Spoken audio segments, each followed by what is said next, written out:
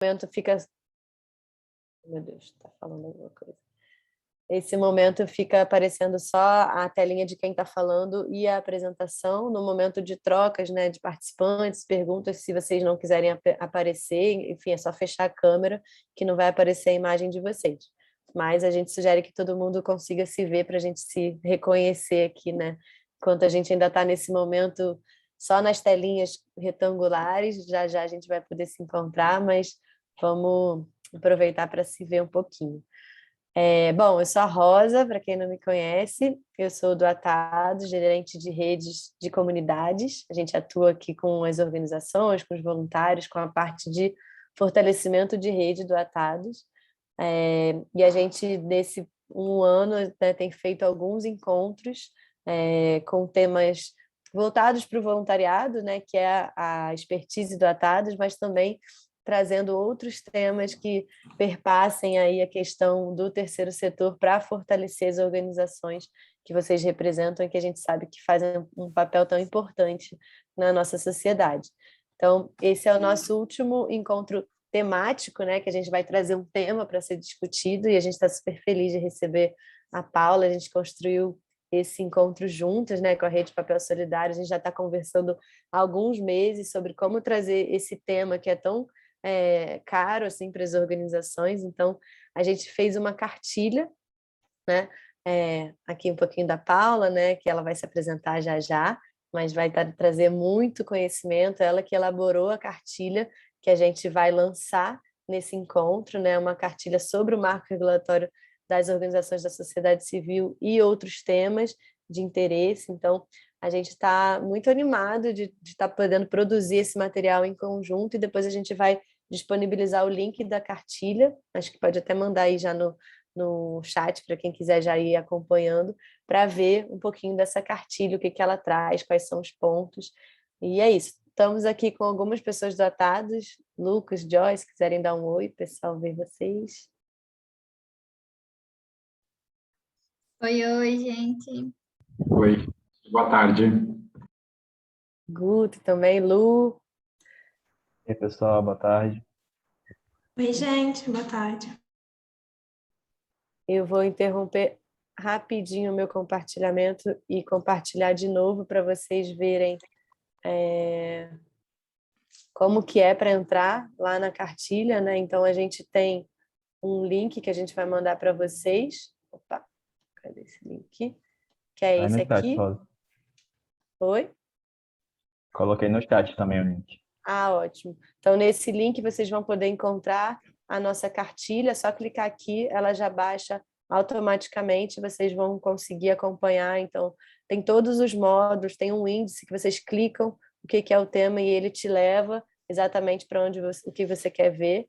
E acho que a Paula também vai poder falar um pouquinho. Hoje a ideia é a Paula trazer todos esses pontos, né, falar um pouquinho para vocês e depois vocês terem esse material como apoio. Então, acho que para a gente não perder já muito tempo, Paula, bem-vinda, obrigada pela parceria, é um prazer. Bem-vindos, pessoal.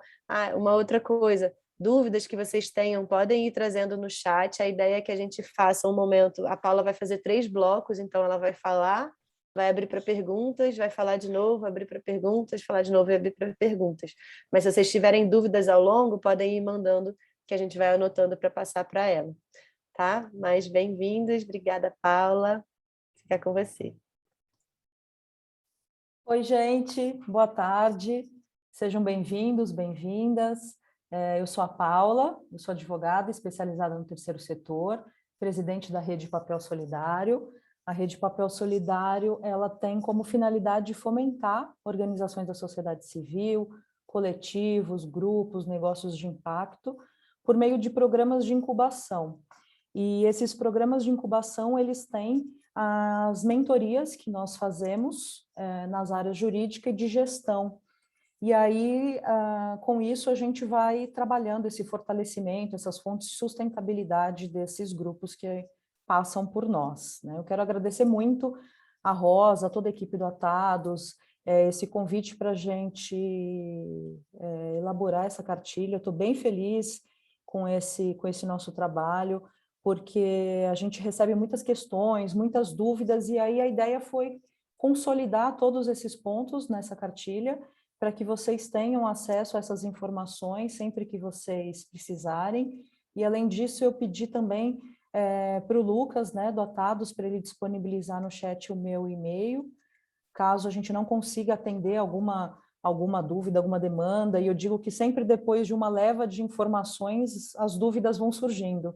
Então, fiquem à vontade, é o meu e-mail direto, e a gente pode seguir conversando. Então, para a gente conseguir alcançar todo o nosso objetivo, vamos começar então?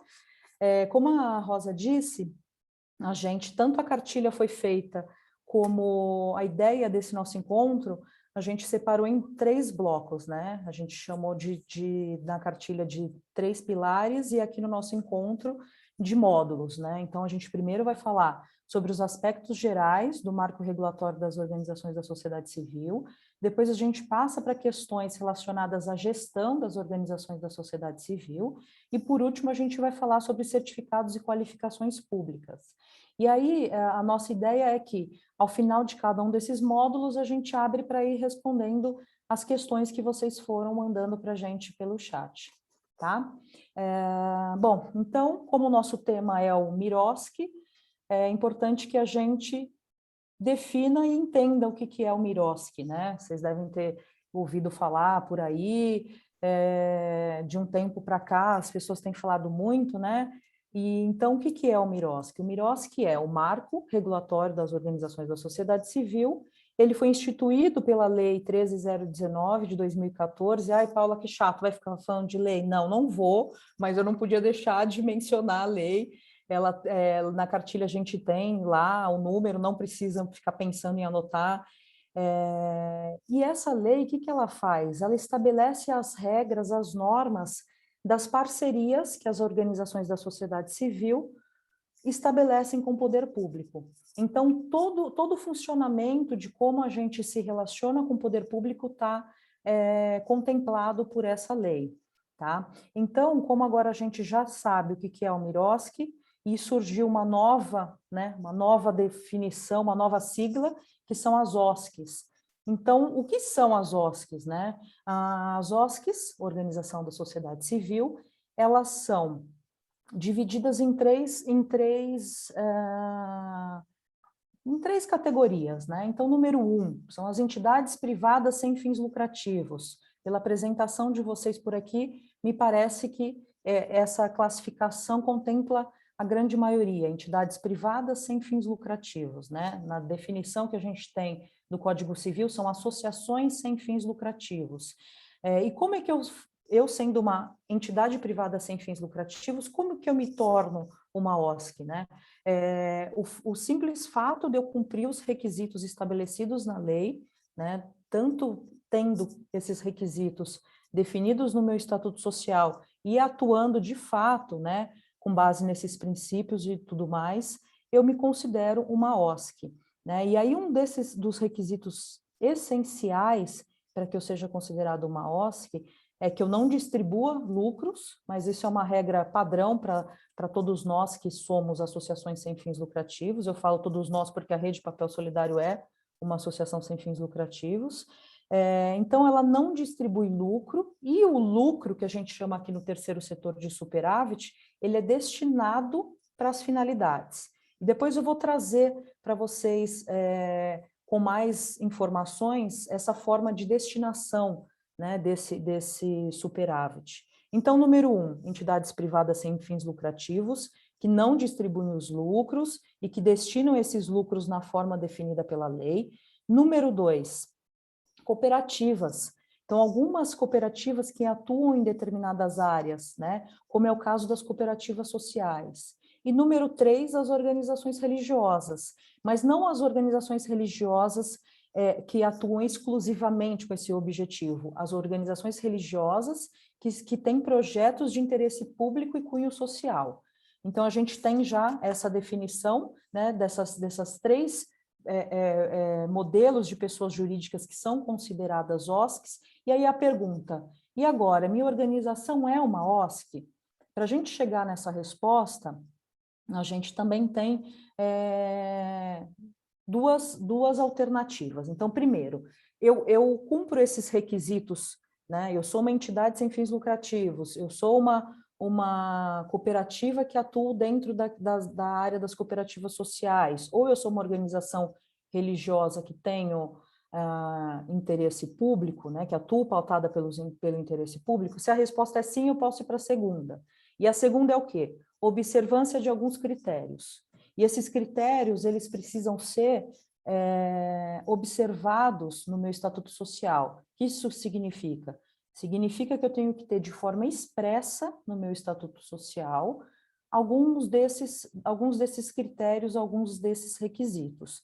Eu vou trazer para vocês, mas, de novo, a gente tem tudo isso lá detalhado na nossa cartilha, mas é só para a gente entrar um pouco a fundo em cada um desses itens, tá bom? Então, número 1, qual que é o requisito, o critério que eu tenho que ter no meu estatuto social? As finalidades. Então, a minha finalidade, para que eu seja considerada uma OSC, ela tem que ser de relevância pública e social, né? E aí, além dela ser de relevância pública e social, eu preciso que as finalidades estabelecidas na lei estejam contempladas no meu estatuto social. A gente tem lá cada uma delas na cartilha para conhecimento de vocês, tá? Então, número 2, além dessa questão das finalidades, a gente precisa dessa história que eu trouxe para vocês no começo, da destinação adequada do superávit. O que é o superávit, Paula? Superávit é o equivalente aos lucros que uma empresa tem. E a gente utiliza vários termos, né? No terceiro setor, a gente fala de superávit, fala de sobras. Então, pensando nos lucros que uma empresa tem, dentro de uma organização da sociedade civil, eu tenho superávit. Então, terminou o meu ano, né, o exercício fiscal, eu tenho lá as sobras, né, o superávit, o que eu tenho que fazer com isso? Eu preciso destinar esse recurso de forma imediata para as minhas finalidades. De forma imediata é amanhã? Não. De forma imediata a gente entende que é o ano corrente, né? Então, assim, fechamos 31 de dezembro o balanço, tenho lá na minha conta 30 mil reais. Esse recurso não é para nenhuma, não está carimbado, como a gente diz, não é de nenhum projeto, nem nada? Não. Então, é o quê? Um superávit. Então, eu tenho que informar a destinação desse superávit na minha assembleia. Então, ou eu vou destiná-lo de forma imediata, e aí isso significa que ao longo do ano, ou eu vou criar um fundo de reserva ou um fundo patrimonial. Eu vou falar com mais detalhe sobre esses fundos na hora que a gente chegar no item referente a eles, tá bom? Bom, então a gente já falou das finalidades, dessa questão de destinar o superávit. Aí a gente precisa também ter, de forma expressa no nosso Estatuto Social, a proibição da participação em campanha político-partidária e eleitoral. Essa também é uma questão, um requisito que a lei traz. No capítulo do meu Estatuto Social, que eu trato sobre as fontes de recurso e patrimônio, né? Então, esse nosso bate-papo é um exercício para vocês depois resgatarem o Estatuto Social de vocês e darem uma olhadinha em todos esses temas que a gente vem, né, que a gente está trazendo. Então, eu tenho lá no meu estatuto um capítulo que fala sobre fontes de recurso e patrimônio. Neste capítulo, eu preciso inserir a questão da criação dos fundos, né, a hipótese, né, de eu criar esses fundos como uma fonte de recurso, né? Além disso, os instrumentos jurídicos que a lei traz. Né? O marco regulatório, ele traz os novos instrumentos jurídicos de como eu vou me relacionar com o poder público, que a gente também vai falar um pouquinho mais para frente. Então, eu tenho que trazer neste capítulo esses novos instrumentos e a criação desses fundos. E aí tem uma questão muito importante, que é aquele último item, normalmente, que tem lá no nosso estatuto, sobre a dissolução. Quando não tem mais objetivo, né, a existência dessa organização, quando ela for encerrada, todo mundo tem que ter esse item no Estatuto Social como a previsão para dissolver, para encerrar as atividades dessa organização. Neste capítulo, eu tenho que inserir a lei do marco regulatório, mais ou menos assim: em caso de dissolução, patrimônio dessa organização será destinado a outra pessoa jurídica que preenche os requisitos da Lei 13.019 de 14. Quando vocês forem lá olhar o Estatuto Social de vocês vão notar isso que eu estou falando. A gente já tem esse artigo lá, porque é essencial, é um dos requisitos até para que os cartórios façam o registro desse estatuto, porque é um requisito do Código Civil, né, que disciplina como as associações sem fins lucrativos são constituídas. Então, a gente tem que ter nesse artigo que trata sobre a dissolução, a menção da lei, do marco regulatório. E aí, para terminar, um requisito é o atendimento dos princípios fundamentais e normas brasileiras de contabilidade. Ai, o que é isso, Paula? Isso fica por conta do nosso contador, tá bom? Mas é importante que a gente tenha isso escrito no Estatuto Social. E a gente tem que seguir essas normas brasileiras de contabilidade e esses princípios fundamentais, tá? Então, a forma de escriturar as receitas e tudo mais, a gente também entra um pouquinho mais com alguns detalhes quando a gente tiver um pouco mais para frente no nosso bate-papo. Bom, trouxe esses aspectos. Falamos o que é o marco, falamos o que são as OSCs, como eu sou considerada uma OSC, né, os requisitos que eu tenho que ter no meu estatuto social, e aí eu falo para vocês, bem, as pessoas me perguntam muito, tá bom, agora eu sou uma OSC, eu tenho que me certificar, eu tenho que passar por uma qualificação pública, como é que eu sou considerado uma OSC?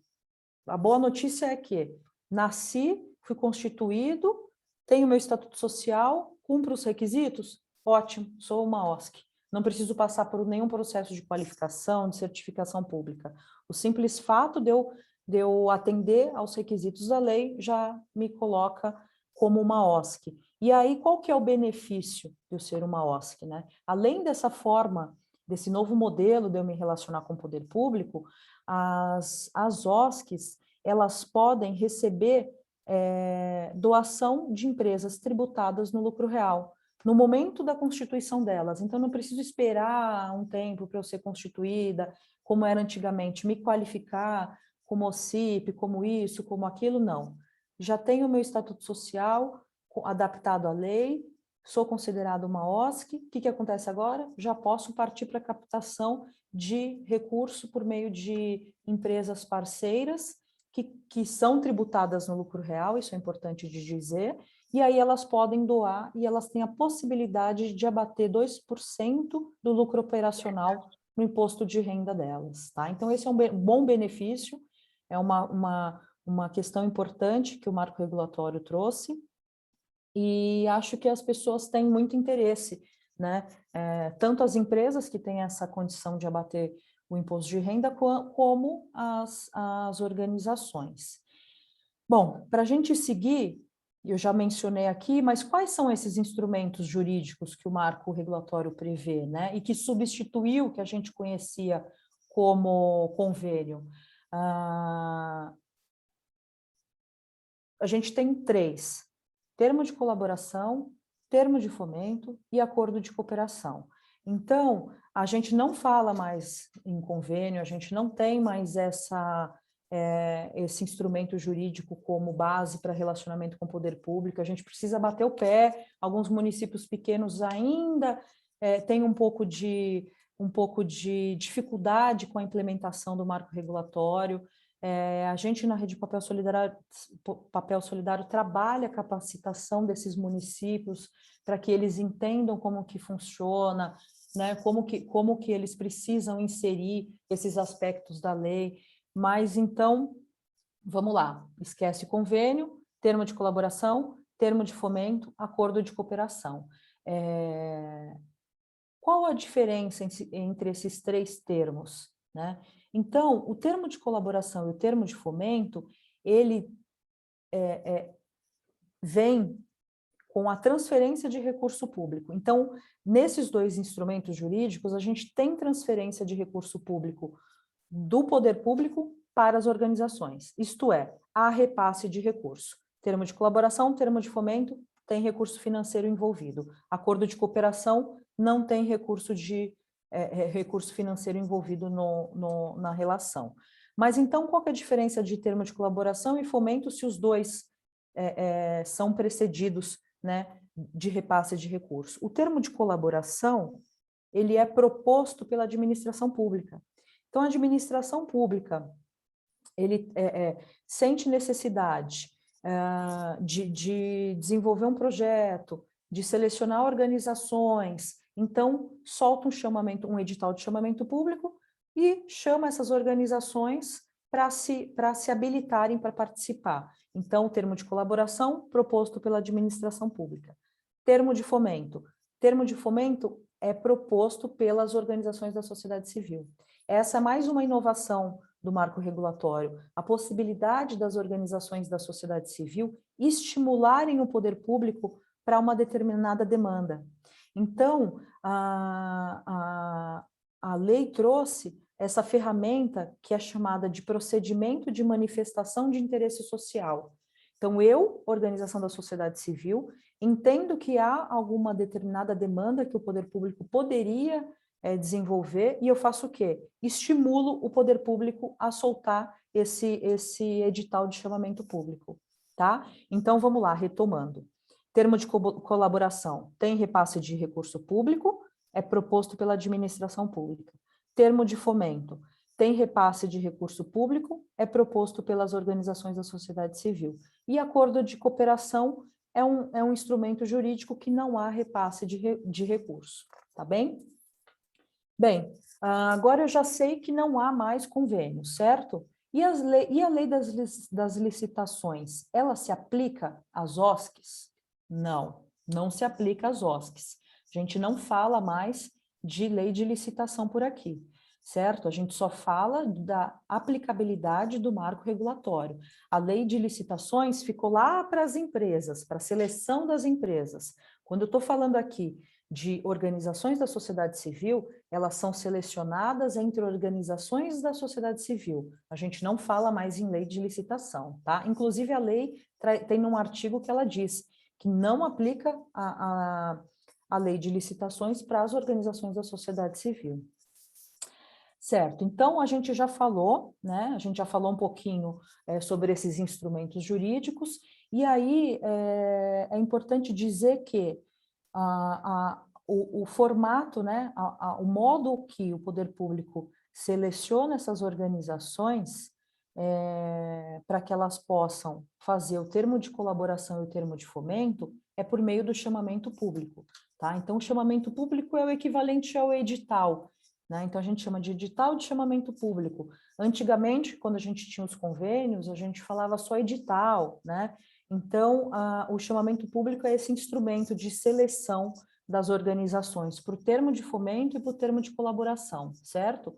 Para o acordo de cooperação, como não há repasse de recurso público, não há chamamento público, tá? Não tem essa seleção da organização porque não envolve recurso. Há exceções, né? No caso de comodato ou no caso de cessão de um bem público, que aí é necessário ter o chamamento público. Tá bem? Bom, aí tem uma pergunta que é muito recorrente, né? Ai, Paula, eu posso me qualificar como OCIP se eu for uma organização da sociedade civil, se eu for uma OSC? Sim, não tem nenhum problema, né? E para quem não sabe, o que é OCIP? A gente vai falar um pouco mais para frente, mas eu vou adiantar para não ficar uma dúvida no ar, né? OCIP é uma qualificação que o Ministério da Justiça ele concede às organizações da sociedade civil se elas cumprirem os requisitos estabelecidos na lei, né? A qualificação de OCIP ela é possível de ser pleiteada a partir de 3 anos de constituição dessa associação sem fins lucrativos, e aí tem uma série de documentos que você faz um peticionamento eletrônico dentro do sistema do Ministério da Justiça, e aí você tem a concessão da qualificação de OCIP. E aí, a pergunta das pessoas eu posso me qualificar como OCIP sendo uma OSC? Por quê? Porque tanto a OSC quanto a OCIP, você precisa cumprir os requisitos estabelecidos em ambas as leis, né? E aí, a gente faz o quê? A gente junta tanto os requisitos do marco regulatório no seu Estatuto Social, quanto os requisitos da lei da OCIP, que é a 9.790 de 99. Então, eu tenho um estatuto que contempla as duas leis, então é super possível que eu seja qualificada de OCIP e que eu também tenha os requisitos das OSCs no meu Estatuto Social. Agora, a gente já está encerrando esse nosso primeiro módulo. Eu sei que as informações são corridas, mas é porque para a gente ter tempo suficiente, né, da gente tratar de todos os nossos assuntos, a gente fez 3 questões para cada um dos módulos que o Lucas vai soltar para a gente responder. Eu estou encerrando aqui, eu ainda tenho umas coisinhas para falar, mas enquanto isso, acho que a gente já podia, Lucas, colocar essa nossa primeira questão, né, para a gente ver como é que está a turma que está participando aqui com a gente. Se o Estatuto Social da sua organização está adaptado ao MIROSC. Agora que vocês já sabem, então, eu fico aqui olhando ao invés de eu terminar de falar, né? Mas vamos lá, depois eu leio para vocês o resultado. Tem alguns pontos importantes também que eu trouxe para a gente terminar essa questão do marco, que é assim, o marco regulatório estabeleceu períodos, né, prazo para que eu possa me relacionar com o poder público.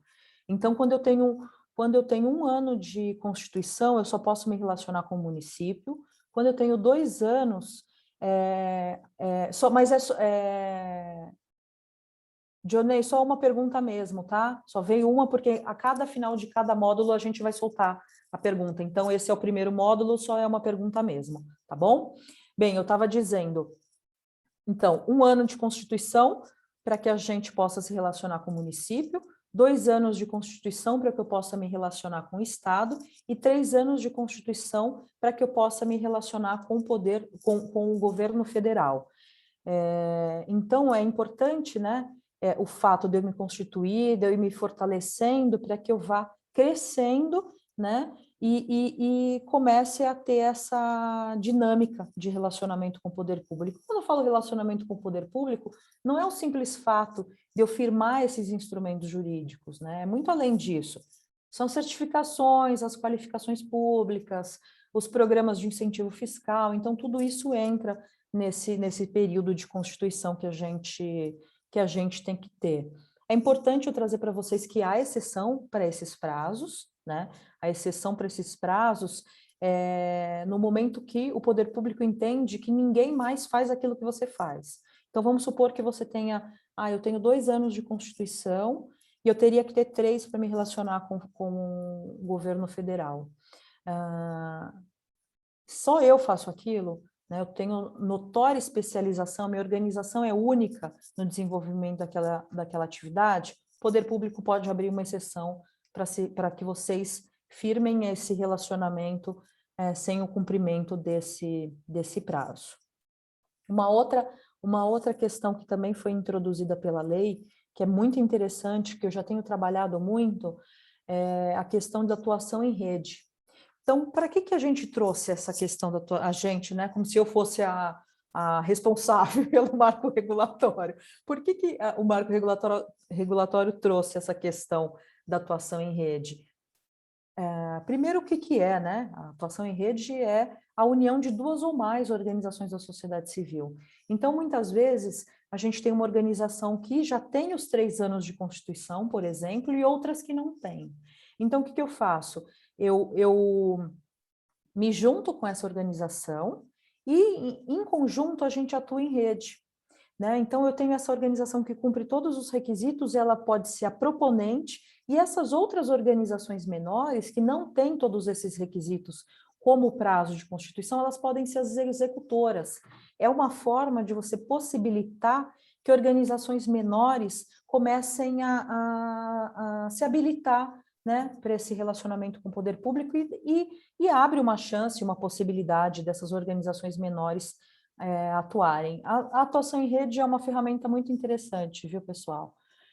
Bom, e aí, para a gente terminar, eu vou deixar esse último item mais para frente, para vocês ficarem bem curiosos. Eu vou terminar por aqui, vou ler o resultado da nossa enquete e vou abrir para as nossas questões. Olha só que maravilha, 90% dos participantes já têm o Estatuto Social adaptado ao marco regulatório. Muito bom. É importante que a gente faça esse exercício, tá? Mesmo a gente achando que nosso Estatuto está adaptado ao marco regulatório, eu gostaria muito que vocês fizessem o exercício de pegar o Estatuto Social de vocês e passar por esses pontos que eu trouxe.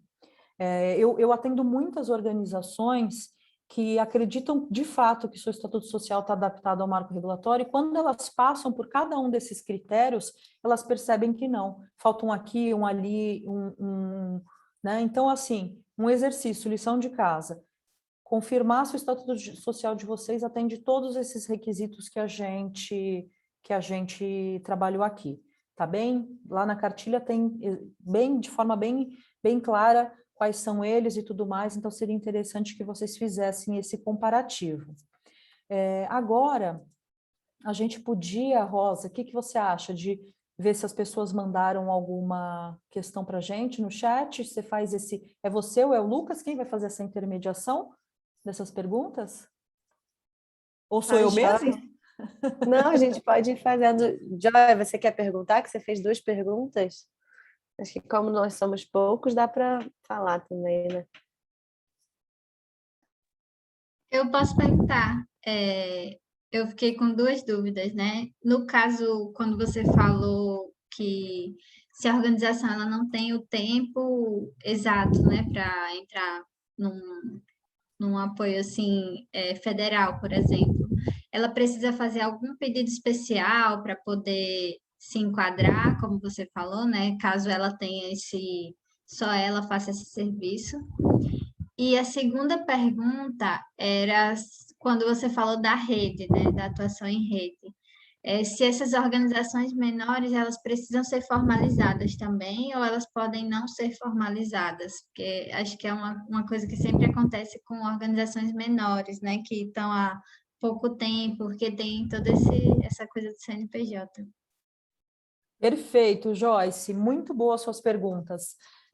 Bom, primeiro, com relação ao tempo de constituição, né? Se eu estou falando de um chamamento público, né, para um termo de colaboração, que é aquele que é motivado pelo poder público, dentro desse chamamento público, desse edital, já tem todos os critérios para a seleção dessa organização. Isso significa que muito dificilmente eu vou conseguir participar se eu não cumpro esse período, porque o poder público ele já tem um olhar para a localidade, ele já sabe que tem uma organização que atua, uma outra e tudo mais. Eu estou dizendo isso não está na lei, isso é uma questão de vivência, é assim que funciona, tá? Por que eu estou falando isso? Porque se eu já abro um edital de chamamento público, eu já tenho intenção de desenvolver uma atividade e eu sei que por ali tem pessoas que fazem, organizações que fazem, certo? Se vem por meio de um termo de fomento que foi motivado por nós, organização da sociedade civil, é possível que eu diga, olha, poder público, a gente gostaria de desenvolver esse projeto, nós não temos 3 anos de Constituição, mas só nós que fazemos essa atividade. Aí sim é possível, e o poder público ele justifica por meio de uma nota, né? Ele faz um extrato, uma justificativa e publica essa justificativa. Quando é termo de fomento, Joyce, é muito mais fácil. Quando é termo de colaboração, é um pouco mais difícil, porque se ele já criou esses requisitos e eu já não cumpro, eu já nem passo por esse crivo, entendeu? Eu já sou desclassificada de imediato, tá? E a sua outra questão era com relação à atuação em rede. Atuação em rede, então, eu tenho aqui uma organização maior, que é a proponente, que é a que vai se relacionar diretamente com o poder público, e eu tenho essas outras organizações, veja, organizações, então significa que elas devem ser constituídas, mesmo que elas se constituíram ontem, elas precisam ser constituídas sim, e elas precisam também estar adaptadas aos requisitos que a gente falou lá atrás do marco regulatório. entendeu? Então, eu tenho que cumprir todos os requisitos do marco regulatório, mas eu sou pequena, eu ainda não tenho uma sede, eu não tenho material próprio, eu tenho pouca mão de obra, entendeu? Eu ainda sou pequena, mas eu já estou constituída, então é importante que esteja assim.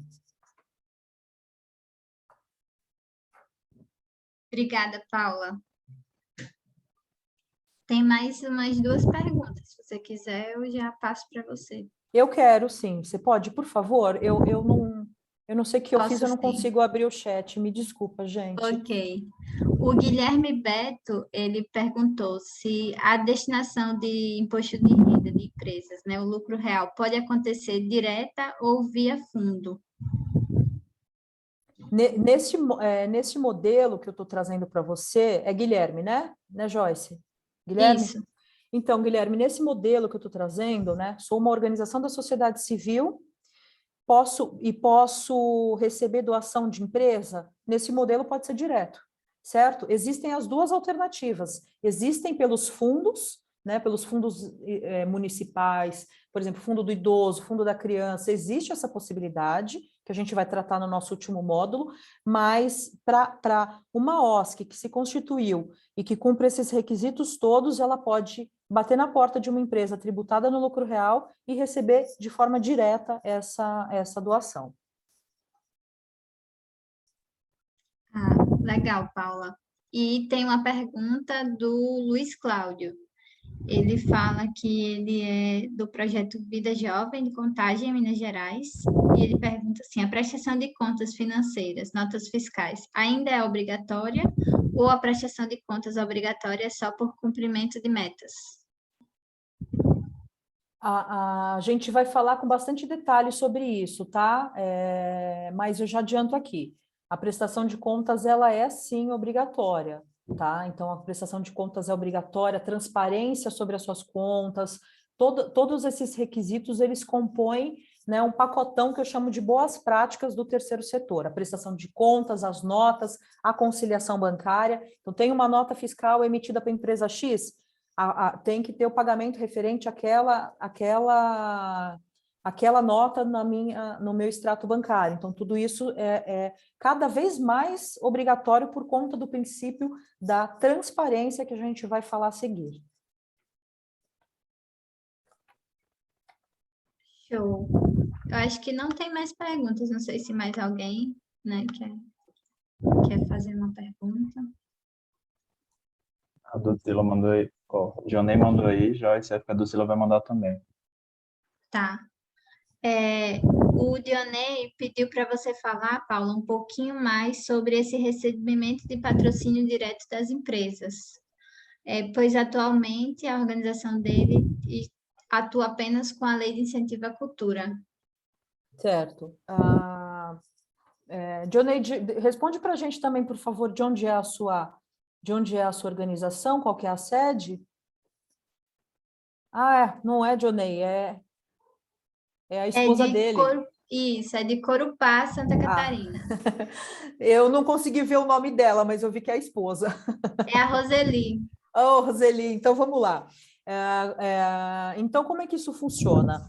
Antes, quando a gente tinha só a lei da OCIP, antes do advento do marco regulatório, as empresas podiam fazer doação para as empresas tributadas no lucro real, né? Então, a gente tem as formas de tributação das empresas. Empresas tributadas no lucro real significa que são grandes empresas, né? Por exemplo, a minha sociedade de advogados é uma empresa tributada no Simples. Infelizmente, ainda eu chego lá.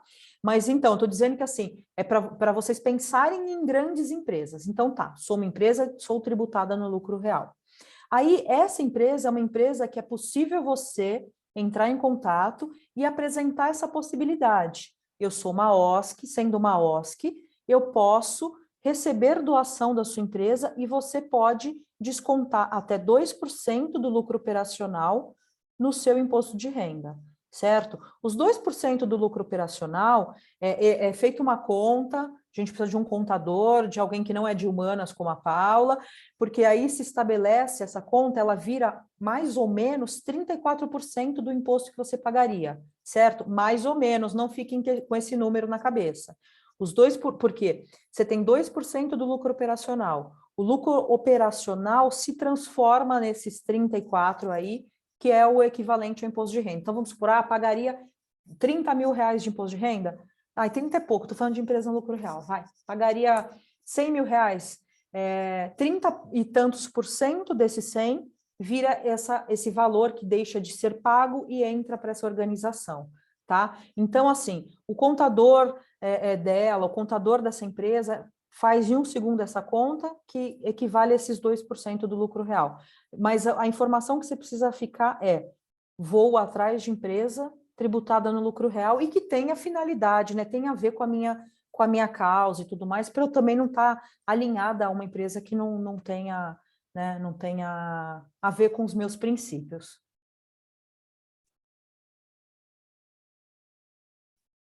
E Joyce, acho que é isso?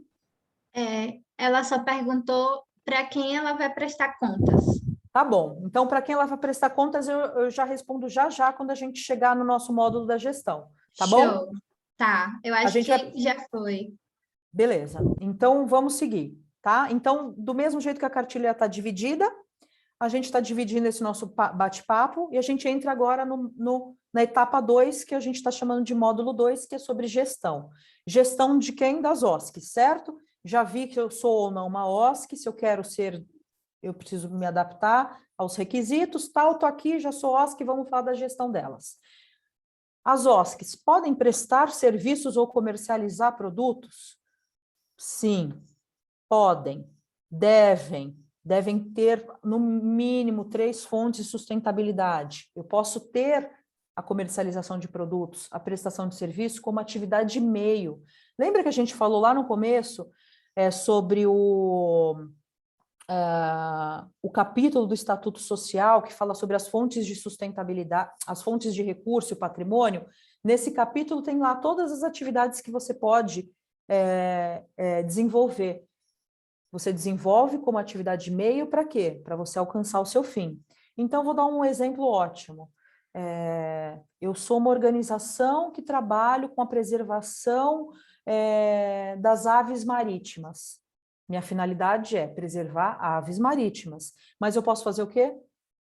Vender caneca com a cara da ave linda, né? Do albatroz, da outra, de não sei o quê, a agenda, o calendário e não sei o quê. Isso é possível? Isso é possível.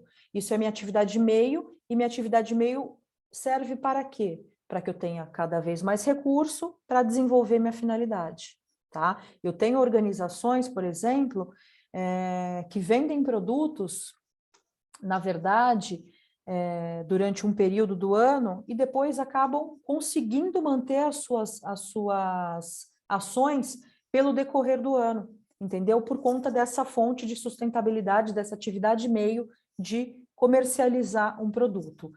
Por que eu falei de 3 fontes de sustentabilidade? Porque, assim, não é regra, não é lei, tá? Isso é um conselho meu, de anos de estrada no terceiro setor e que veio muito de encontro com o momento de pandemia que a gente vive, né? Então, assim, se eu tenho uma única fonte de sustentabilidade, acontece alguma coisa aqui, acabou, eu não tenho como pagar as contas amanhã.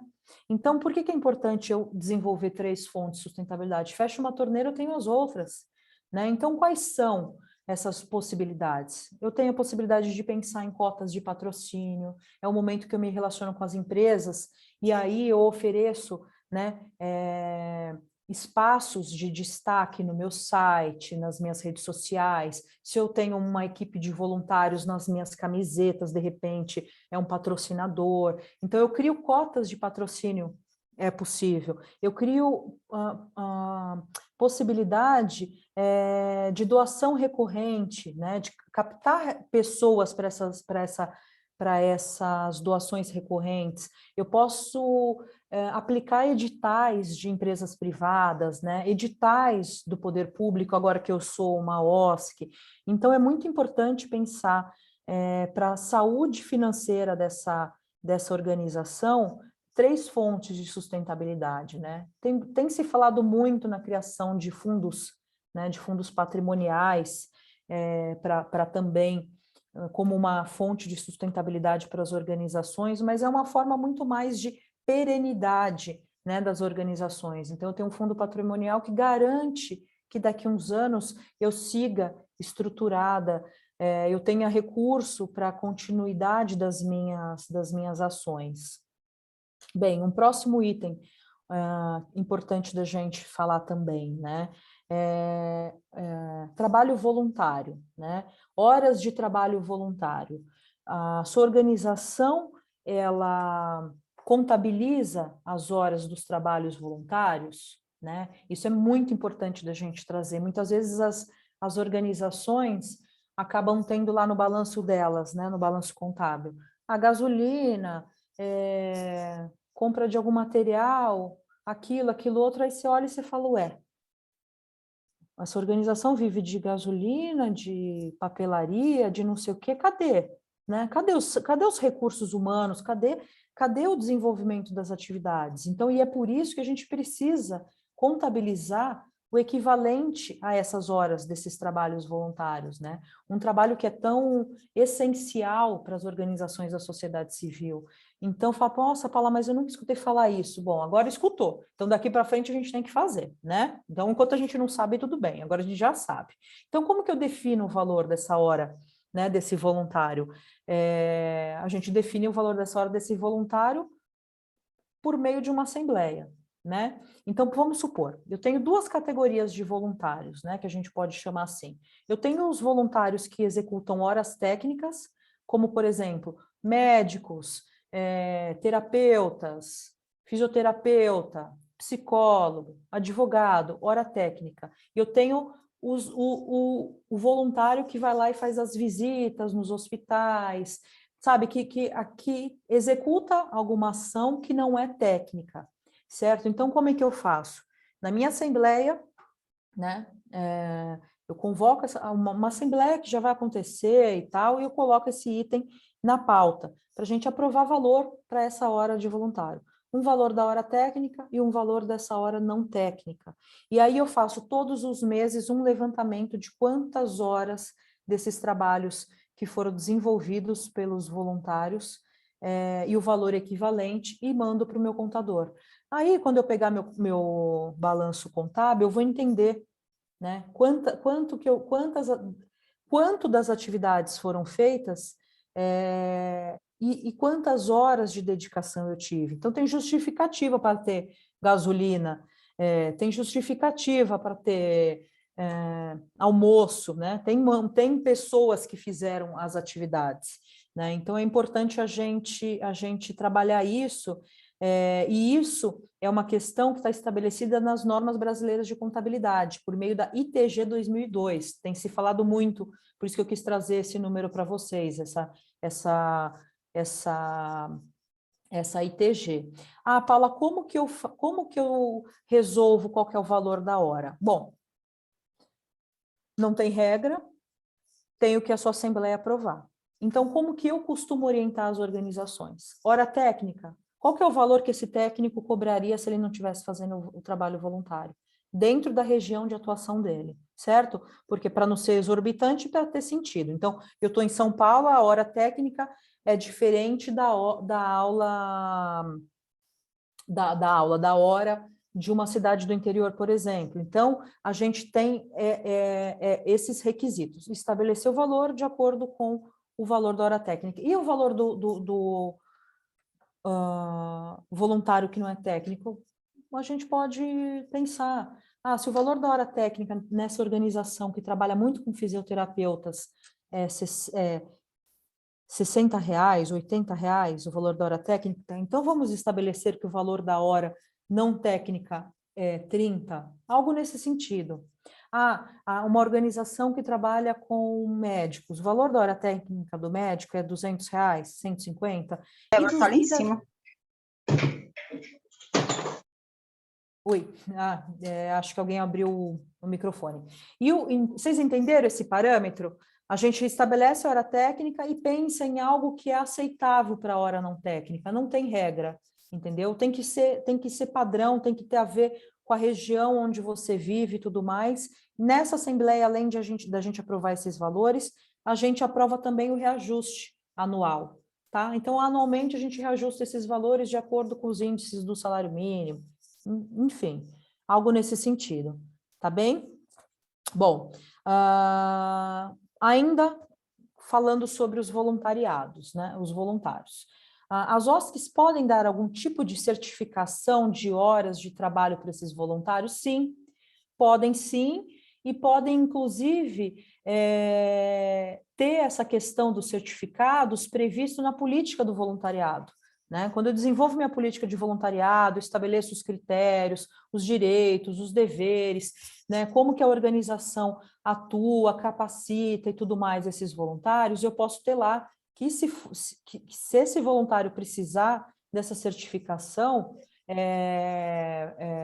até por uma questão de qualificação, muitas empresas hoje têm pedido, né, que pelo menos você tenha feito um trabalho voluntário, que se apresente os resultados, essa organização pode apresentar essa declaração, esse certificado para esse voluntário, tá? Bom, agora saindo desse tema de voluntário e indo para a pergunta das perguntas da galáxia, que todo mundo me faz, os dirigentes estatutários das OSCs podem ser remunerados? É agora que é o que fica todo mundo louco. E a resposta é sim. E a resposta é sim, e eu falo isso com muita convicção, né? Pensando na profissionalização do terceiro setor, pensando em pessoas jovens que se dedicam ao trabalho em organizações da sociedade civil, pensando no futuro dessas pessoas, né? E, enfim, a resposta é sim, é possível que eu remunere os dirigentes das organizações, eu só preciso ter muita atenção no formato dessa remuneração, né? Então, eu preciso, número 1, que no meu capítulo do Estatuto Social, que fala sobre a diretoria, tenha essa previsão, essa possibilidade de eu remunerar o dirigente da minha OSC.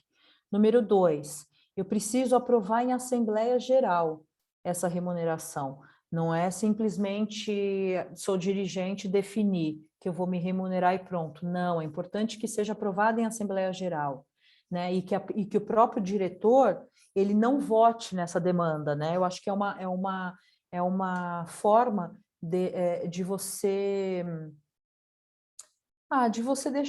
deixar que essa decisão seja tomada por outros associados e você não seja imparcial, né, na tomada dessa decisão. Então, normalmente, quando eu direciono uma assembleia, conduzo uma assembleia que tem esse item, eu aconselho o diretor a abrir mão do seu voto e aí as outras pessoas aprovam essa questão. Então, previsão estatutária, aprovação em Assembleia Geral e a Assembleia Geral aprova tanto o valor como a forma de contratação, tá? E aí o valor, ele é baseado nas práticas do mercado naquela região onde a organização vai atuar, né? Então, é diferente um valor de uma cidade grande para uma cidade pequena, enfim. Então, é com base nesses critérios que a gente aprova a remuneração de um dirigente.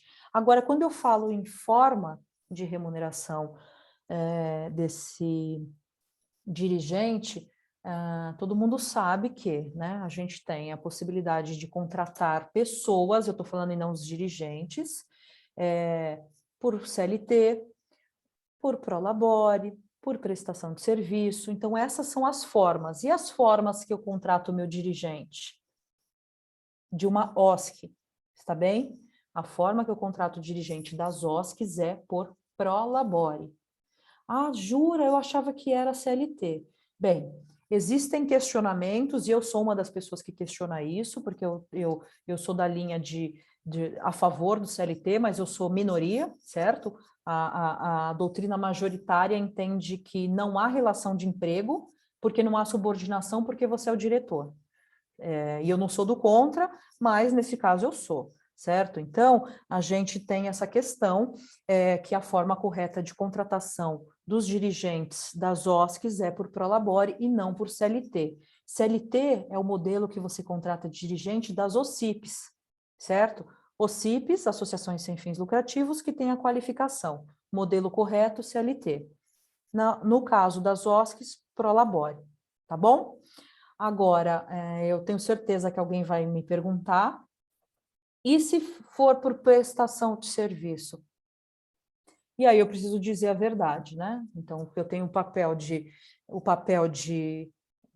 advogado e o papel de gestora, né? Nesse mesmo corpinho. Como advogado, eu tenho que falar prestação de serviço só se for comprovada notória especialização, se for esporádico, e olhe lá, né? De gestora, eu tenho que dizer, grande parte das organizações não tem como remunerar os dirigentes por prolabore, porque tem incidência de imposto. Então, precisa minimizar os impactos dessa forma de contratação. Então, o que eu faço? Nessa assembleia que eu vou aprovar essa forma de remuneração e tudo mais, eu apresento a notória especialização desse diretor. Então, por que a Paula está sendo contratada por aquilo? Bom, porque a Paula tem experiência nisso, naquilo. Eu tenho que trazer essa ferramenta de notória especialização. Não é o simples fato de, porque eu quis, ou porque dá o braço a torcer e dizer, porque a gente não tem recurso. Não, eu preciso comprovar, essa é a forma correta de comprovar essa notória especialização. Por que, gente, isso tudo? Não é porque eu sou chata, mas é porque eu sou presidente da organização. Eu vou contratar minha própria empresa para prestar um serviço?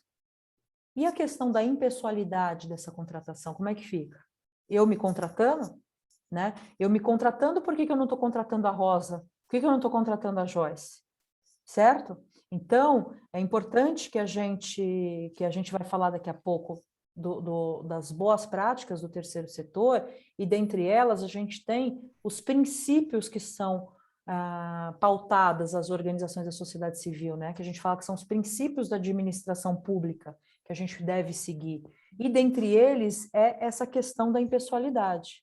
Então, para eu contratar um dirigente com a forma de ser um prestador de serviço, né, eu preciso justificar essa notória especialização dele, e isso não deve ser recorrente, né? Isso deve ser uma questão esporádica também, porque se for recorrente, eu crio um outro problema, passivo trabalhista, apesar que eu, presidente, não vou entrar contra a própria organização, com uma reclamação trabalhista contra a minha própria organização, porque quem responde no final das contas sou eu, mas, entendeu? Existe a possibilidade e é importante de eu trazer. Bem, então já falamos sobre, sim, é possível remunerar, a forma correta é prolabore, OCIP CLT, prestação de serviço se eu tenho notório saber. E agora a gente passa por uma outra questão também, que são os programas e projetos em minha área de política pública estão separados por centros de custos no meu balanço contábil? Nossa, repete, Paula. Então vamos lá. Os programas e os projetos que essa organização desenvolve, né? Certamente você, uma organização da sociedade civil, atua dentro de alguma área da política pública. Cultura, assistência social, educação, saúde, meio ambiente. Beleza? Área de política pública. Tenho alguns projetos e alguns programas aqui dentro da minha organização. Eu não sei a diferença, então vamos lá. Programa contínuo, ele não termina, ele tem sequência, ele vai embora, como os programas de incubação da Rede Papel Solidário, que desde o momento que a gente se constituiu, eles existem. Então, isso é programa. Projeto, começo, meio e fim, ele acaba. Então, eu tenho programa, tenho projeto e tenho a minha área de política pública. Então, eu vou lá. Área de política pública, assistência social. Ótimo. Dentro da área da assistência social, eu tenho lá dentro do meu balanço contábil todos os programas que eu desenvolvo. Mas eu também atuo, além da assistência social, com o meio ambiente. Tá bom, então eu tenho mais um centro de custos lá, dentro do meu balanço, meio ambiente, e também tenho os projetos do meio ambiente, certo? Tem esse desenho aqui. Com esse desenho,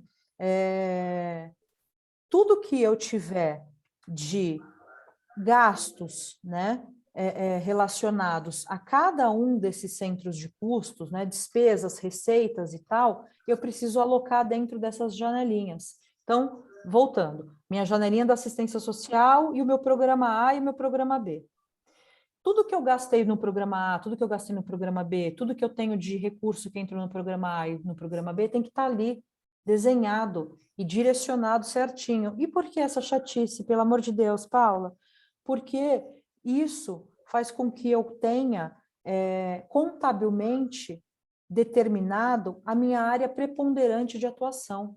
Não adianta só eu pegar meu estatuto social e tá lá, assistência social e meio ambiente. Isso o papel está me dizendo. Junto com o estatuto, eu tenho que ter o meu relatório de atividades, que conta tudo isso que eu faço da assistência social e do meio ambiente, e ele tem que ser o espelho desse meu balanço contábil. Então, vocês entenderam? Assim, a gente tem essas 3 ferramentas que são a nosso favor. Meu estatuto, que conta o que eu faço, meu relatório, que detalha essas atividades, e o meu balanço contábil, que ele é casado com esse relatório. Se eu estou dizendo que no relatório eu tenho o programa A e B, no meu balanço eu tenho que ter o programa A e B. É isso que a gente chama de segregar as contas por centros de custos. Gente, eu acho que alguém está com o microfone, está dando um zumbido aqui para mim. Será que vocês podem confirmar, por favor? Eu acho que é do Sila. Se puder, por favor, desligar. Obrigada, viu? Então, gente, isso é uma questão muito importante e é importante vocês conversarem com o contador. Já leva todas essas notícias para o contador. Olha, preciso contabilizar as horas dos meus voluntários a partir de ontem. Contador, vamos lá? Vamos se virar? Então, além dessa questão das horas dos voluntários, de contabilizar, também segregar por essas áreas de políticas públicas. Tá? Isso é muito importante para quando a gente chegar lá no nosso tema dos certificados e qualificações públicas. Isso é o que vai definir a nossa área preponderante de atuação. Bom, avançando, a gente chega também em outra questão que foi até a pergunta que foi feita anteriormente. Minha OSC presta contas anualmente? Isso é uma questão muito importante. E presta contas para quem? Sou uma associação sem fins lucrativos.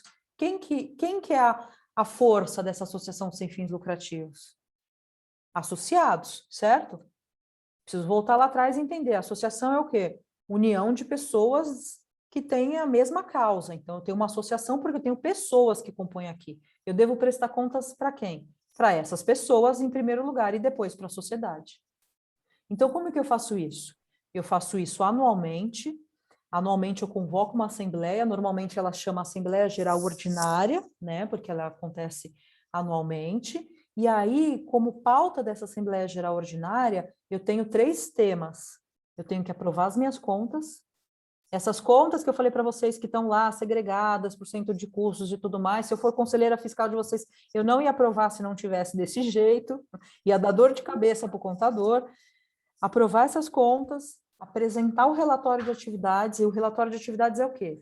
Tudo que eu fiz no ano anterior. Então, estou aqui hoje, abril de 2022. O que eu tenho que fazer? Convocar os associados para a Assembleia Geral Ordinária.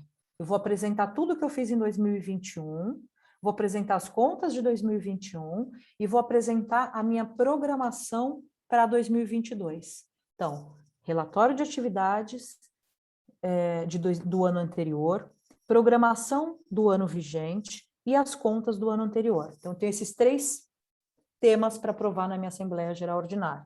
Só isso? Não. Eu posso fazer o quê? Aprovar já também as horas, o valor das horas dos voluntários. Lembra que a gente falou lá atrás? Aproveita essa Assembleia Ordinária e já aprovo também esse valor dessas horas do trabalho voluntário. Só isso, Paula? Também não. Tive superávit? Lembra que a gente falou? Lucro? Tive no meu balanço? Nesse momento, é o momento que eu preciso definir nessa assembleia como eu vou destinar esse valor. Vocês lembram ainda como que era? Forma imediata. Então, no ano de 2022, eu vou destinar esse recurso para a manutenção das minhas atividades, ou vou criar um fundo de reserva ou um fundo patrimonial. Será que chegou agora o momento de eu falar sobre esses fundos? Vamos falar. Fundo patrimonial. O que é o fundo patrimonial? Ele é criado, né, como você cria um fundo patrimonial com o objetivo de perpetuar essa organização, né? Então, você vai colocando esse recurso lá nessa aplicação e você não utiliza esse recurso é para prosperidade. Você pode utilizar, eventualmente, os rendimentos desse recurso, mas esse recurso é para ir fazendo uma poupança para a organização. Então, esse é o fundo patrimonial. E o fundo de reserva? O fundo de reserva, ele é criado para situações emergenciais. Então preciso, nossa, estourou a caixa d'água, preciso arrumar isso. Começou a pandemia, faliu o nosso projeto, vamos usar o nosso fundo de reserva. Então você estabelece as condições, tanto para o uso do fundo patrimonial, quanto para o fundo de reserva. Então, ótimo, retomando. Minha OSC presta contas anualmente? Sim, deve. Como? Por meio de uma Assembleia Geral Ordinária, que eu vou apresentar as contas para os associados, e eu não falei, mas é muito importante, previamente aprovada pelo Conselho Fiscal. E não tem um Conselho Fiscal porque eu ouvi dizer que não é obrigatório, porque o marco regulatório fala que não é obrigatório, ou melhor, o marco regulatório não fala sobre o Conselho Fiscal. O que eu faço, Paula? Vai fazer um Conselho Fiscal, sim. É muito importante a gente ter o Conselho Fiscal, mesmo que não seja obrigação legal dentro do marco regulatório, porque é um olhar de um órgão que fiscaliza as suas contas. É muito importante que a gente tenha o Conselho Fiscal estabelecido. Então, a gente já combinou que vai ter um Conselho Fiscal. Então, o Conselho Fiscal ele vai analisar as contas previamente e depois a gente vai fazer o quê? Aprovar em assembleia. Qual que era a pauta que a gente já tratou e que eu estou repetindo pela 5ª vez? Contas, relatório de atividades e programação. E no item contas a gente tem o quê? A gente tem a destinação do superávit. Sobrou 50 mil, ótimo, o que eu vou fazer com isso? 25 eu vou pôr no fundo de reserva, e aí eu estabeleço para que eu vou usar esse fundo de reserva, e os outros 25 eu vou começar a criar o meu fundo patrimonial. Maravilha, resolvida a minha vida, esse ano eu já estou com tudo ok, posso dar continuidade à minha existência, certo? Essa é a única obrigação que a gente tem no ano, a gente pode fazer direitinho. Acabou por aí, Paula? Não. Agora a gente falou sobre a prestação de contas para o nosso núcleo, para os associados, conselho fiscal, né, para dentro da casa. O que a gente precisa agora? Pôr para fora, né? Então a gente tem que divulgar essas nossas ações. E aí a gente entra no item que eu gosto de chamar de boas práticas de governança. Então são as boas práticas do terceiro setor. Aproveitando esse gancho, desse tema de prestação de contas, eu vou começar por ele, né? Como que eu dou transparência nas minhas ações? Como é que eu apresento esses números, meu relatório? Uma ferramenta que todo mundo tem, no site. O site está lá, cria um link, transparência, essencial, essencial. A gente tem o nosso site da nossa organização, a gente vai pedir para a pessoa responsável criar o link lá, transparência. O que tem que ter nesse link de transparência, Paula? Tudo, tudo. Meu estatuto social, a minha ata de eleição da diretoria, meu regimento interno. O que tem no que tem no meu regimento interno? Meu regimento interno tem tudo isso que a gente falou agora, por exemplo. Para que serve o meu fundo? Né? Tudo que não tiver no meu estatuto social, eu vou trabalhar no meu regimento interno. Então, também tem que estar lá publicado. Código de conduta, preciso fazer? Preciso. Hoje em dia, as empresas se relacionam, por conta do compliance das empresas, elas exigem que você tenha um código de conduta estabelecido, com os critérios, né? Isso é muito interessante, mas infelizmente seria um assunto para a gente ficar horas falando, mas é importante vocês colocarem no radar, ter o código de conduta, estabelecer políticas de compras e contratações. Como é que eu contrato um prestador de serviço? Como é que eu compro um produto? Então, também põe no radar, políticas de compras e contratações. Política de voluntariado, também tenho que ter lá publicado no meu link de transparência no meu site. As contas, pelo amor de Deus, acabamos de falar. A hora que a gente aprova dentro da casa, aprovou dentro da casa, na Assembleia, faz o quê? Publica no site as contas, publica no site o relatório de atividades, publica no site as certidões negativas. Então, esse é o meu espaço de transparência e esse é o princípio número 1 de atuação das organizações. Então, respondendo uma pergunta que me fizeram lá atrás, como que eu faço essa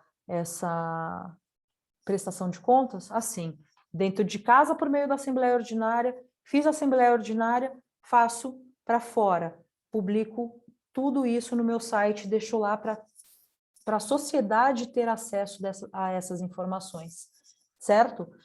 Bom, voltando para a história das boas práticas de governança, a gente já falou sobre a história da transparência, a gente tem o quê?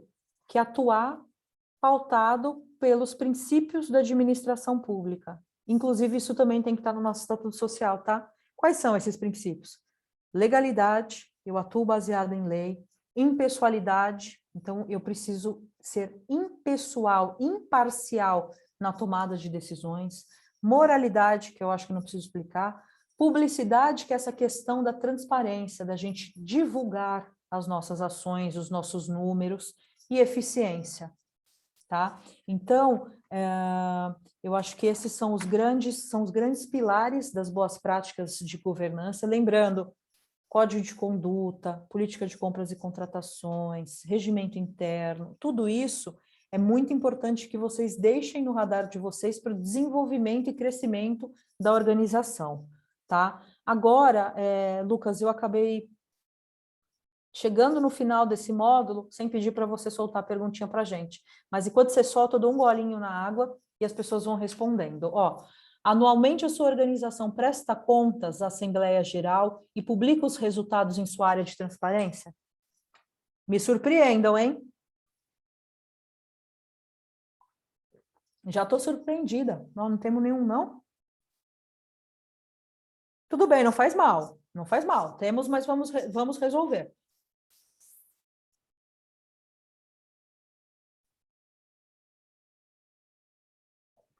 Paula, eu posso fazer uma pergunta? Pode, vamos lá. Ah, legal. Eu queria saber se essa Assembleia Geral ela precisa ser pública, porque, pelo que eu entendi, você falou que a gente tem que falar para os nossos associados, mas tem a parte da sociedade em geral, né? E, pronto, a organização que eu faço parte também, ela sobrevive muito de doações. Então, a gente sempre tem essa preocupação de prestar contas mais para a sociedade do que até para nós mesmos. Então, queria saber se a gente precisa fazer algo aberto, assim, sei lá, divulgar que está tendo isso. Tá, ótimo, Joyce, ótimo. É o seguinte, quando eu falo que a gente primeiro tem que prestar contas dentro de casa, é porque assim, às vezes eu tenho um quadro de associados muito grande, né? Então eu tenho um quadro de associados de pessoas que talvez não estejam na rotina, no dia a dia e tudo mais. Então, o que acontece? Por isso que eu chamo a Assembleia para prestar contas dentro de casa. Então, a Assembleia é a união de todos os associados, todo mundo que compõe esse quadro associativo tem acesso a essas informações. Passado isso, para você divulgar as demais informações, né, com relação ao seu relatório de atividades, os números alcançados, o impacto que vocês alcançaram com as atividades que vocês desenvolveram e tudo mais, você faz o quê? Você divulga no seu site. Você publica no seu site esses números, entendeu? Então, tudo que você aprovou dentro da Assembleia, você publica lá fora no seu site. Ah, mas e se as pessoas não olharem o site? Tudo bem, sabe o que pode fazer também? Mas não é excludente, né? É uma outra alternativa. Tem lá no meu site, fiz a minha Assembleia, tem lá no meu site, e agora eu faço o quê? Eu faço um relatório também, um breve relatório, e mando, de repente, para alguns parceiros. Eu vou te dar um exemplo, Joyce. Eu atendo uma organização que ela, 100% das atividades dela é feita por meio de voluntários de mão de obra, né, recursos humanos e financeiros. E eles falam a mesma coisa para mim. A nossa prestação de contas, Paulo, para a gente não faz diferença, sabe? A gente quer divulgar para essas pessoas que nos ajudam, né, que fazem as contribuições e tudo mais. Eu falo, tá bom, mas então vamos seguir os preceitos da lei e vamos fazer assembleia para os associados. Os associados têm esse olhar, o Conselho Fiscal tem esse olhar para essas contas, e depois a gente apresenta tanto para a sociedade, de modo geral, deixando divulgado lá no nosso site, como para esse grupo de pessoas que fazem doações, enfim, que tem essa força dentro da organização. Faz um relatório, convida essas pessoas, talvez, para participar dessa assembleia como ouvintes, porque eles não são associados, enfim, você tem como apresentar. Mas o importante é seguir os 2 passos, Joyce, dentro de casa na assembleia e fora de casa por meio do seu site, tá? Como você vai divulgar essas suas ações para as outras pessoas, você pode definir depois, né? Para o seu público-alvo, no sentido dos doadores e tudo mais, tá bom? Tá, obrigada, Paula. Vocês podem me ajudar para a gente ver se a gente tem perguntas? Por favor, Joyce, Paula, Lucas, oi. na hora que você estava falando do valor da hora de trabalho, tiveram 2 perguntas no chat. Eu não sei se já chegou, se eles já estão respondidos, que é o da Camila, que ela perguntou, mas e quando não se paga os voluntários? E o Luiz Cláudio perguntou, Paula, isso deve estar previsto em edital? Tá. 2 assuntos. Vamos lá, Camila, olha só, o voluntário ele não é remunerado mesmo, o trabalho voluntário não é remunerado, ele assina o termo de adesão ao serviço voluntário e tem lá especificado que ele não é remunerado. O que a gente define é uma equivalência. Se esse trabalho fosse ser remunerado, quanto valeria? Entendeu? Para que a gente traz isso? Para a gente trazer vida para esse balanço contábil, né? Para a gente ter essa questão de não tenho só compra de produto e de material dentro do meu balanço, eu tenho lá na minha área de política pública, por exemplo, da assistência social e do meio ambiente, o recurso equivalente a essas horas de trabalho desses voluntários. Isso dá valor, vida e transparência para a organização. Lucas, a segunda eu não lembro mais. Desculpa. A segunda era se precisava estar em edital. Foi do Luiz Então, Cláudio. eu não sei que tipo de edital que você está querendo dizer, mas olha só, eu vou te dizer vou te responder e aí você me diz se atendeu à sua necessidade. Quando eu convoco a Assembleia Geral para aprovar determinados itens, um dos itens no edital de convocação tem que ser ratificação do valor equivalente das horas voluntárias. Então, eu tenho que ter esse item no meu edital, tá? Ah, não, desculpem, no edital, no estatuto. Não tem que ter no estatuto, não. Não precisa, não. Cláudio, não precisa ter essa questão no estatuto, você simplesmente traz como uma deliberação da Assembleia, tá? Para a Assembleia aprovar o valor da equivalência. E teve mais uma pergunta aqui da Thalita, que é como quantificar na prestação de contas doações físicas, por exemplo, lanches, material e etc. Então, a gente tem lanche, material e doação de pessoa física. Lá no meu balanço, dentro da minha área de política pública, essa doação pessoa física entrou em qual? Entrou no meio ambiente ou na assistência? Na assistência, doação, ou estabelecer doação pessoa física, ou estabelecer no item doação, tudo que entrar de doação, entendeu? Então, o contador, quando fizer a escrituração desses números, ele vai alocar dentro da área de política pública do projeto ou do programa referente e vai colocar. Se é doação, se é compra de material, é compra de material, se é, por exemplo, eu trabalho contraturno escolar, lanche, então tem lá, dentro do meu programa do contraturno escolar, tanto de lanche.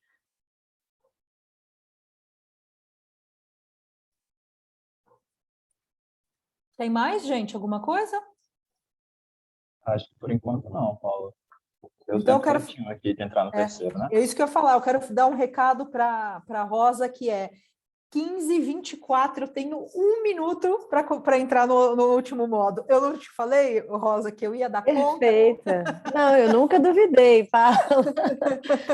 Ó, mas tem o resultado da enquete também, não sei se você quer comentar. Deixa eu botou aí. comentar. Ai, que bom que você colocou de novo, Lucas. Tu que eu mexo, some e eu não sei mais achar. A gente pergunta se a organização presta contas à Assembleia e publica os resultados em sua área de transparência. E aí eu sugeri que a gente tivesse sim, não e parcialmente, porque eu sabia que eu ia trazer tantas informações que o parcialmente podia entrar nesse item, né? Eu faço Assembleia, mas eu não publico as coisas no meu site e tudo mais. Então, a gente tem 55% das pessoas, das organizações no SIM, que ela presta contas para a Assembleia e publica os resultados na sua área de transparência, 9 não e 36 parcialmente. Alguém tinha falado alguma coisa, alguém tinha falado alguma coisa sobre Cibele, um beijo, viu? Não podia deixar de mandar um beijo para a Cibele. Alguém tinha dito alguma coisa sobre o não, hein? Lucas, Joyce, vocês O Luiz puderem... Cláudio, ele falou que a organização dele era muito nova. Ah, legal. Nós somos recém-criados, Fundação em Julho. Tá, então, por exemplo, em julho eu me constituí, então eu não tenho nem como prestar contas, né? Porque eu ainda não fechei um ano de exercício fiscal, certo? Então eu preciso fechar um ano de exercício fiscal, lá no ano que vem, em 2022, é que ele vai prestar contas desse período de 2021, tá? Bom, acho que a gente pode seguir para o nosso último módulo. É o nosso módulo mais curtinho, apesar dele ser um módulo extenso demais. A gente tem muitas informações nesse item, mas eu trouxe algumas pinceladas aqui só de coisas mais... dessa demanda mesmo que eu tenho recebido mais no contato da rede e tudo mais, que as pessoas trazem mais dúvidas. Então, eu separei esse último módulo de certificados e qualificações públicas em município, estado e federal, para a gente falar um pouco sobre cada um desses níveis, mas antes eu queria falar bem breve sobre a diferença entre os termos, né? OSC, OCIP, Instituto, ONG, que eu acho que assim, nossa, parece tão bobo, mas as pessoas têm muitas dúvidas com relação a isso. Até como elas se denominam, como elas falam sobre elas, né, por exemplo. Por que eu estou dizendo isso? Porque às vezes a pessoa fala, eu sou uma OCIP, eu sou um instituto, mas depois eu vou ser uma ONG. Então, vamos só desmistificar um pouco os termos, né? Então, qual que é a classificação jurídica correta? O que eu, uma OSC, uma organização da sociedade civil, sou legalmente? Qual que é a minha personalidade jurídica?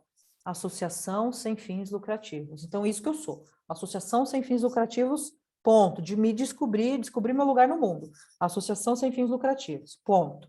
Aí, se meu estatuto social está adaptado ao marco regulatório, eu sou o quê? Uma OSC.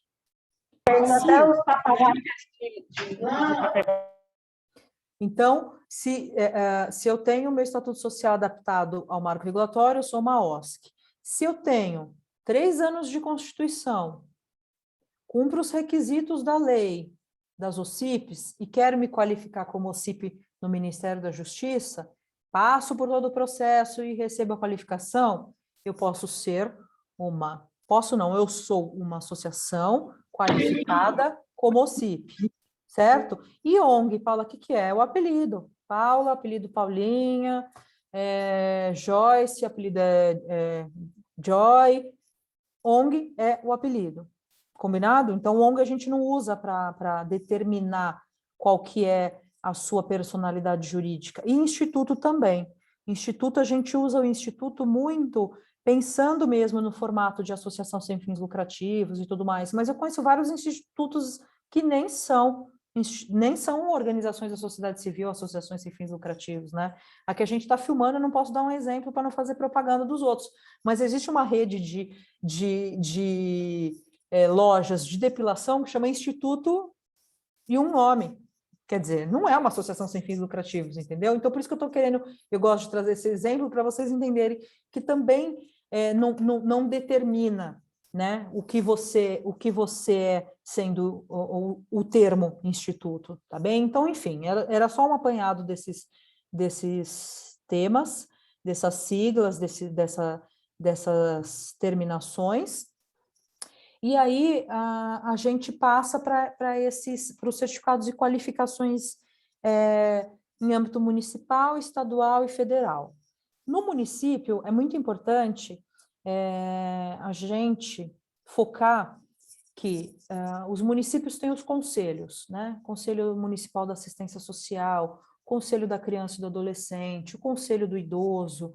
E aí, eu sou obrigada a estar cadastrado nos conselhos? Por exemplo, se eu trabalho com criança, eu tenho dentro da minha organização, na minha área de política pública da assistência social, um programa único que trabalha com criança. Eu não tenho que estar no CMDCA, tenho. O Estatuto da Criança e do Adolescente, ele tem essa determinação legal, essa obrigação de você estar cadastrado no Conselho Municipal da Criança e do Adolescente. Mas eu não quero acessar a verba pública, não quero o fundo, não faz mal. Você precisa. Sabe por quê que você precisa? Porque é uma forma do poder público tutelar essas organizações, estar de olho nessas crianças que são atendidas por essas organizações, como se precisasse, né? Muitas vezes e todas, no meu ponto de vista, as organizações da sociedade civil são muito mais atuantes e acolhedoras do que o próprio poder público. Mas, enfim, é essencial que as organizações estejam cadastradas, que atuem com criança no CMDCA. Já falando nele, a gente pode dizer que o CMDCA tem fundo, né? Então, o CMDCA tem... Ai, nossa, não sei o que eu fiz aqui. Vocês estão me vendo ainda? Ai, meu Deus! Estão me vendo? Estava te vendo, Paula. Tá, desculpa, eu apertei alguma coisa que sumiu tudo. Mas vocês viram que demorou, né? Para até eu fazer alguma besteira aqui digital, porque eu sou ultra analógica.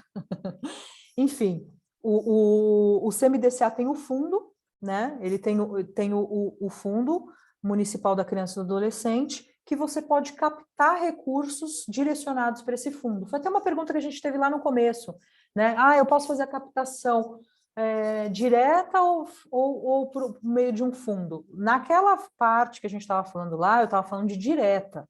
Aqui é possível também captar por meio do fundo. E aí, por que eu estou dizendo isso? Porque aí eu abro possibilidade de pessoas físicas fazerem doação. Então, pessoa física pode fazer a doação com o abatimento do imposto de renda só por meio do fundo. Eu, como pessoa física, posso doar para quem eu quiser, a hora que eu quiser. Mas para eu ter abatimento no meu imposto de renda, é só por meio de um fundo, tá? E, neste caso, no fundo da criança e do adolescente. Aí eu tenho o fundo do idoso, eu tenho o CMAS, né, que aqui em São Paulo é o COMAS, que é o Conselho Municipal da Criança e do Adolescente. Todos esses conselhos, eles são passos para a gente ir para o Estado e ir para o federal, né? Então, por exemplo, eu não consigo um SEBAS, que é uma certificação federal, se eu não tiver passado pelo município, se eu não tiver o meu CMAS, que é o Conselho Municipal da Criança e do Conselho Municipal da Assistência Social. Então, eu tenho que sempre fazer essa previsão, olhar o município, olhar o Estado e olhar o federal e ir dando estes passos, tá? Então, no Estado, por exemplo, o que a gente tem? A gente tem, aqui no Estado de São Paulo, o Cadastro Estadual das Entidades. Então, para eu me relacionar com o Estado de São Paulo, eu preciso necessariamente estar cadastrado no Conselho Estadual das Entidades. E por que eu estou trazendo esse exemplo em especial? Porque eu quero falar para vocês do Programa da Nota Fiscal Paulista. O Programa da Nota Fiscal Paulista é uma ferramenta que muitas organizações que eu atendo tem conseguido sobreviver por conta dos créditos do programa da Nota Fiscal Paulista. Então, mudou, os critérios mudaram, a forma que a gente tinha até alguns anos atrás foi adaptada por conta de fraude e tudo mais, e agora é uma ferramenta que vale muito a pena as organizações do Estado de São Paulo que atuam na assistência social, na saúde, na educação e na cultura. A cultura é uma coisa nova, hein? A cultura entrou para esse rol de áreas de atuação passíveis de serem pleiteadas, de serem inseridas no programa da Nota Fiscal Paulista. Então, se você é uma organização e está no estado de São Paulo, atua na assistência social e já passou pelo Comas no município, certo? Na área da cultura, saúde e educação, é muito importante vocês avaliarem, estarem cadastrados no programa da Nota Fiscal Paulista, tá? Eu estou falando de muito recurso, estou falando de organização que tem uma média de 50, 70 mil reais por mês só de créditos da Nota Fiscal Paulista, né? Você desenvolve uma rede de apoio, né? Pede para pessoas, para amigos, para conhecidos e tudo mais, para fazerem as doações imediatamente, você cadastra no aplicativo da Nota Fiscal Paulista, a organização que você quer doar, todas as compras que você vai, os créditos são debitados no programa da Nota Fiscal Paulista. Então, acho que é muito, muito interessante. E agora a gente vai para o âmbito federal, né? No âmbito federal, a gente tem o quê? A gente tem o famoso SEBAS. O que é o SEBAS? Alguém perguntou agora há pouco o que é o SEBAS. O SEBAS é o Certificado de Identidade Beneficente de Assistência Social. O SEBAS é o suprassumo dos certificados das qualificações públicas. É o sonho de consumo de todo mundo, porque ele torna a organização imune dos tributos e contribuições, né? Então, você tem a possibilidade de ter uma folha de pagamento com redução da cota patronal. Então, você tem uma série de benefícios. Mas é para todo mundo? Não. Não é para todo mundo. O SEBAS, ele é para organizações que atuam na área da assistência social, na área da saúde e na área da educação.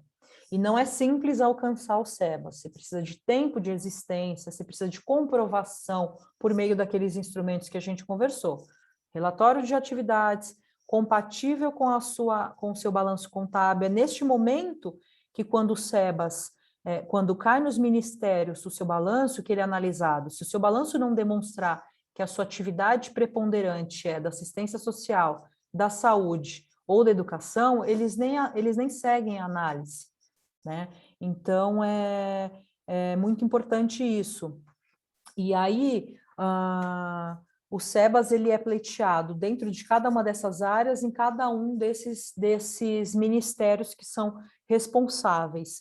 De um tempo para cá, o processo todo ele é eletrônico.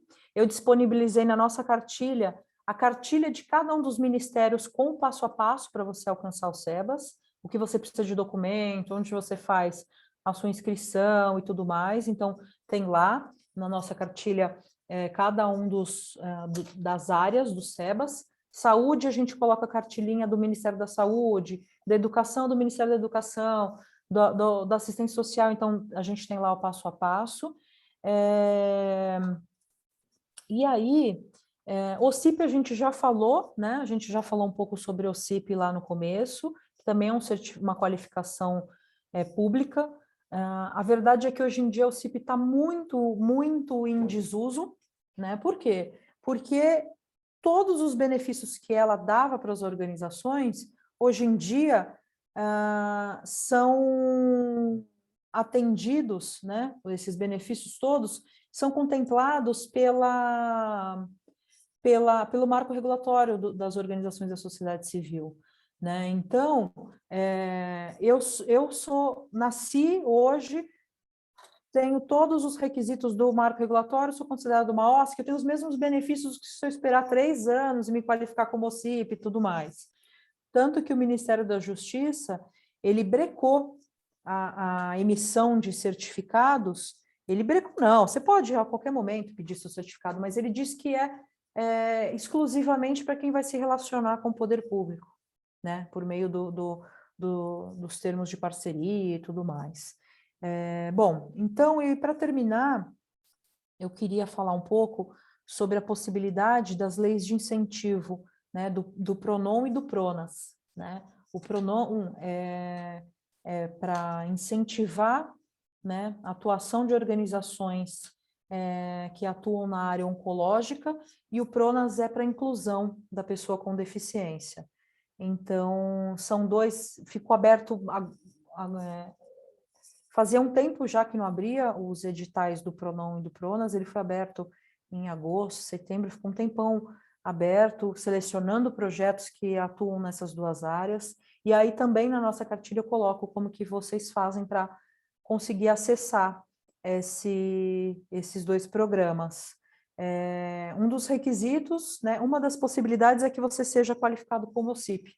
Então, as pessoas têm se qualificado como OCIP para poder passar por pleitear, né, esses dois programas. Um outro requisito é o SEBAS, mas quem consegue o SEBAS consegue qualquer coisa na vida.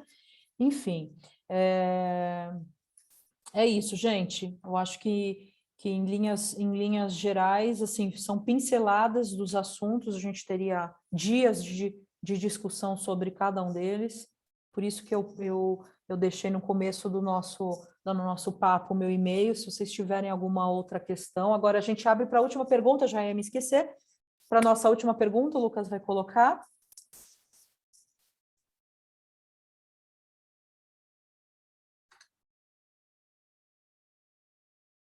Eu aproveito para responder essa questão.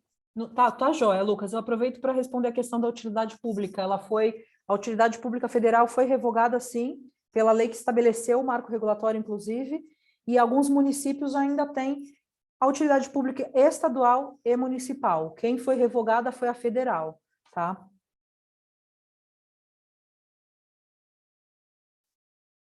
Se quiser, bom, não sei, Lucas, como é que tá aí? Tá dando erro aqui para compartilhar essa, para recriar. Se vocês quiserem, eu posso falar qual é a pergunta e as pessoas... Coloca no chat. Pode ser, não sei. Se a gente tem muita pergunta para desse último módulo, eu não vi chegando e, de repente... Tem uma galera que fez umas perguntinhas aí, ó, no chat. Você lê enquanto eu boto aqui de novo. Deixa eu ver, agora eu estou conseguindo abrir, eu não estava. Eu vou tentar ler aqui de trás para frente, tá bom? Para não me perder. Pode requerer a certidão de OCIP e SEBAS simultaneamente? Não. Quando as certidões são federais, a gente precisa escolher entre uma e outra, tá? Quando eu falo que eu posso ser uma OSC e uma OCIP, é porque a OSC não é certidão, tá? Então, eu não posso... Eu não posso... já me perdi, tá vendo porque eu preciso de ajuda?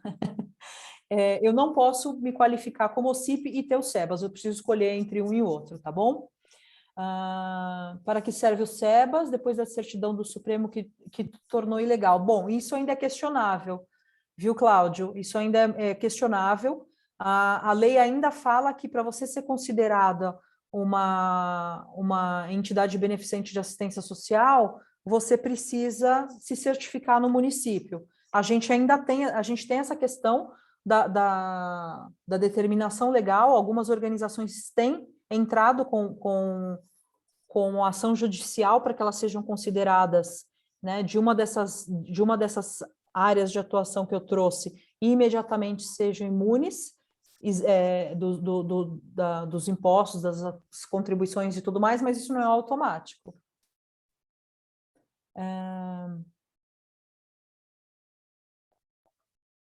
No Rio, o recurso vai para o fundo e não necessariamente para a minha ONG, correto? Eu acho que você está falando, a Thalita está falando acho que é do CMDCA. No CMDCA, o recurso vai para o fundo. Se eu sou uma empresa ou uma pessoa física, independente de onde quer que eu esteja, no Brasil, o recurso vai para o fundo, direto para o fundo. Quando eu estava falando que o recurso vai direto para a organização, é baseado no marco regulatório. Quando eu faço captação, quando eu recebo uma doação, e essa empresa tributada no lucro real, ela abate do imposto de renda dela, diferente da destinação do recurso para os fundos, tá, Thalita? Acho que agora já foram todas, deixa eu ver aqui no final.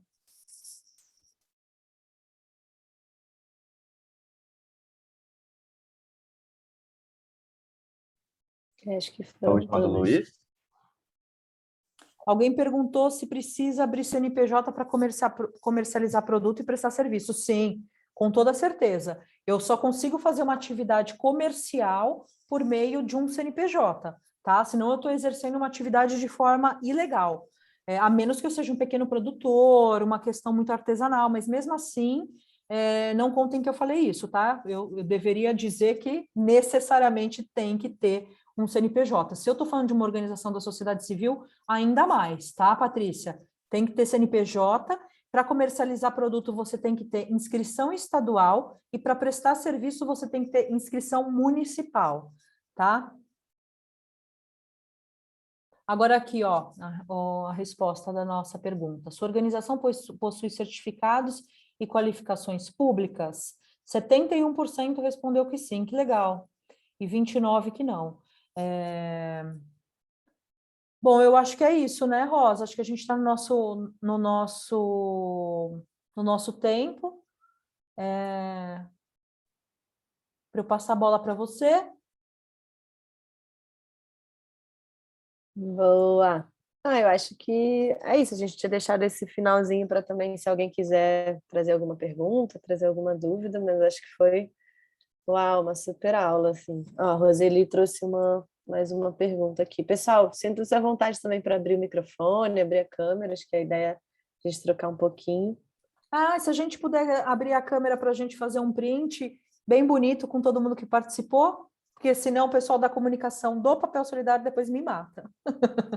Vamos parar a gravação, que acho que todo mundo fica mais à vontade de dar um tchau para o pessoal do YouTube.